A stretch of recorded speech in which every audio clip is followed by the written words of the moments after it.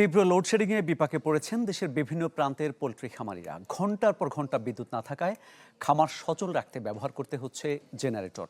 এতে বাড়ছে ডিজেল খরচ আর তার প্রভাব পড়ছে মুরগির উৎপাদন ব্যয়। বড় খামারিরা কিছুটা সামাল দিতে পারলেও সবচেয়ে বেশি চাপে পড়েছেন প্রান্তিক খামারিরা। তীব্র তাপ প্রবাহের সাথে দিনে রাতে ঘন্টার পর ঘন্টা লোডশেডিং, এতে বিপর্যস্ত অবস্থায় নেত্রকোনার জেলার বেশিরভাগ খামার।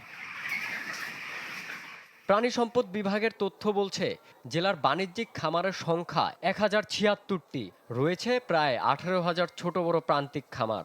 খামারিরা জানান, অব্যাহত লোডশেডিংয়ে ব্যাহত হচ্ছে নির্দিষ্ট তাপমাত্রায় ব্রয়লার ও লেয়ার মুরগির খাদ্য ও নিরাপদ সরবরাহ। বিকল্প হিসেবে জেনারেটরের ব্যবহারে বাড়ছে উৎপাদন খরচ। রোদ্দুর থাকে, গরম থাকে, তখন তো আমাদের ফ্যান চলে না।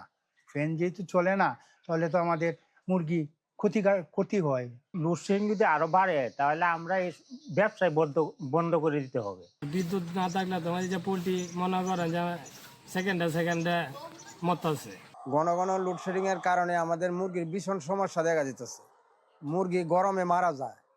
পরিস্থিতির উন্নতি না হলে সংকট আরও বাড়বে বলে জানান প্রাণী সম্পদ বিভাগের এই কর্মকর্তা।